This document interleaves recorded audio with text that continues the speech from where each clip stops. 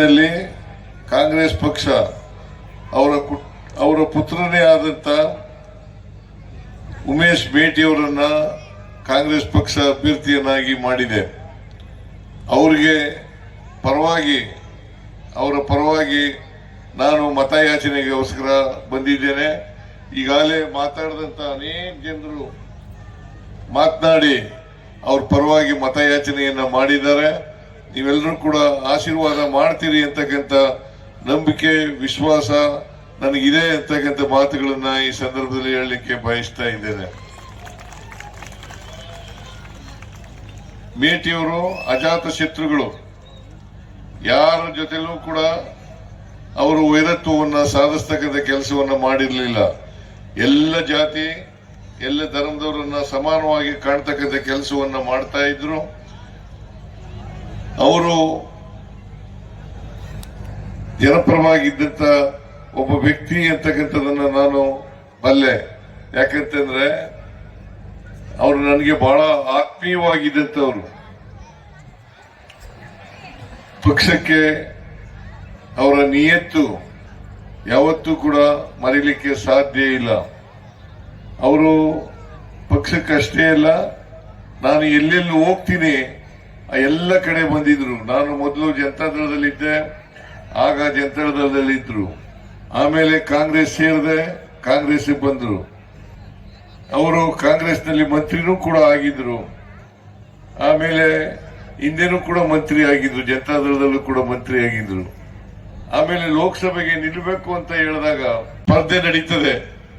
ಈ ಸ್ಪರ್ಧೆನಲ್ಲಿ ತಾವು ಮೇಟಿಯವರ ಮಗನಿಗೆ ಮಾಡಿದ್ರೆ ಬಹಳ ನಮಗೆ ಶಕ್ತಿ ಬರ್ತದೆ, ಕಾಂಗ್ರೆಸ್ ಪಕ್ಷಕ್ಕೆ ಶಕ್ತಿ ಬರ್ತದೆ ಅಂತಕ್ಕಂಥ ಮಾತುಗಳನ್ನ ತಮಗೆ ತಿಳಿಸಲಿಕ್ಕೆ ಬಯಸ್ತಾ ಇದ್ದೇನೆ.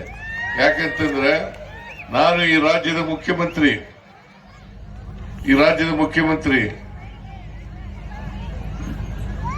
ನಮ್ಮ ಸರ್ಕಾರ ಇವತ್ತು ಕೆಲಸ ಮಾಡ್ತಾ ಇದೆ, ಅನೇಕ ಅಭಿವೃದ್ಧಿ ಕೆಲಸಗಳನ್ನ ಮಾಡ್ತಾ ಇದೆ. ಈಗ ತಾನೇ ನೇಕಾರ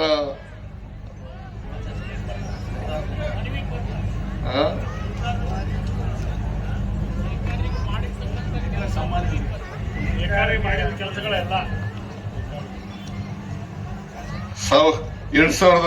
2018ರವರೆಗೆ ಕಾಂಗ್ರೆಸ್ ಸರ್ಕಾರದ ಅವಧಿಯಲ್ಲಿ ನೇಕಾರರಿಗೆ ಸಿಕ್ಕ ಸೌಲಭ್ಯಗಳು ಅಂತಕ್ಕಂಥ ಒಂದು ಮತಪತ್ರವನ್ನ ಇಲ್ಲಿ ಹೊರಡಿಸಿದ್ದಾರೆ. ಆ ಮತಪತ್ರದಲ್ಲಿ ಅನೇಕ ಸೌಲಭ್ಯಗಳನ್ನ ನಾವು ನಮ್ಮ ಸರ್ಕಾರ ಮಾಡದನ್ನ ಅಲ್ಲಿ ಉಲ್ಲೇಖ ಮಾಡಿದ್ದಾರೆ ಅಂತಕ್ಕಂಥ ಮಾತುಗಳನ್ನ ಹೇಳಲಿಕ್ಕೆ ಬಯಸ್ತಾ ಇದ್ದಾರೆ. ಅಷ್ಟೇ ಅಲ್ಲ, ಈ ರಾಜ್ಯದ ಎಲ್ಲ ಜನರ ಬಡವರು, ವಿಶೇಷವಾಗಿ ಬಡವರು, ಮಹಿಳೆಯರು, ಹಿಂದುಳಿದವರು, ದಲಿತರು, ಅಲ್ಪಸಂಖ್ಯಾತರು, ರೈತರು, ಇವರೆಲ್ಲರೂ ಕಾರ್ಮಿಕರು, ಇವರೆಲ್ಲರಿಗೂ ಕೂಡ ನಮ್ಮ ಸರ್ಕಾರ ಕೆಲಸ ಮಾಡಿದೆ ಅಂತಕ್ಕಂಥ ಮಾತುಗಳನ್ನ ಈ ಸಂದರ್ಭದಲ್ಲಿ ಹೇಳಲಿಕ್ಕೆ ಬಯಸ್ತಾ ಇದ್ದೇನೆ. ನೀವು ಜ್ಞಾಪಕ ಇಟ್ಕೊಂಡಿರ್ಬಹುದು, ನಾನು 2013ರಿಂದ 2018ರವರೆಗೆ ಮುಖ್ಯಮಂತ್ರಿ ಆಗಿದ್ದೆ. ಆ ಮುಖ್ಯಮಂತ್ರಿ ಆಗಿದ್ದ ಸಂದರ್ಭದಲ್ಲಿ 165 ಭರವಸೆಗಳನ್ನ ಕೊಟ್ಟಿದ್ದು. ಆ 165 ಭರವಸೆಗಳಲ್ಲಿ 158 ಭರವಸೆಗಳನ್ನ ಈಡೇರಿಸಿದ್ದೀವಿ. ಅದೇ ಬಿಜೆಪಿ 2018ರಲ್ಲಿ 600 ಭರವಸೆಗಳನ್ನ ಕೊಟ್ಟಿದ್ರು. ಅವರು ಈಡೇರಿಸಿದ್ದು ಕೇವಲ 10% ಮಾತ್ರ.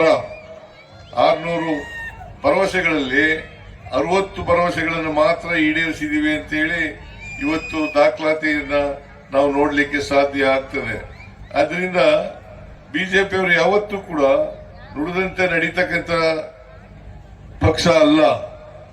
ಕಾಂಗ್ರೆಸ್ ಪಕ್ಷ ಮಾತ್ರ ಕೊಟ್ಟ ಮಾತುಗಳನ್ನ ಈಡೇರಿಸೋದು, ನುಡಿದಂತೆ ನಡೀತಕ್ಕಂಥ ಪಕ್ಷ ಅಂತಕ್ಕಂಥ ಮಾತುಗಳನ್ನ ಹೇಳಲಿಕ್ಕೆ ಬಯಸ್ತಾ ಇದ್ದೇನೆ.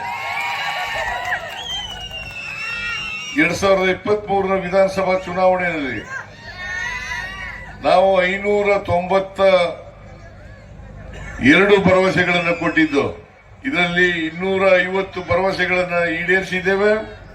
ಉಳಿದ ಭರವಸೆಗಳನ್ನು ಕೂಡ ಇನ್ನು 2 ವರ್ಷಗಳಲ್ಲಿ ಈಡೇರಿಸ್ತೇವೆ ಅಂತಕ್ಕಂಥ ಮಾತುಗಳನ್ನ ಈ ಸಂದರ್ಭದಲ್ಲಿ ತಮಗೆಲ್ಲ ತಿಳಿಸಲಿಕ್ಕೆ ಬಯಸ್ತಾ ಇದ್ದೇನೆ. ಜೊತೆಗೆ 5 ಗ್ಯಾರಂಟಿ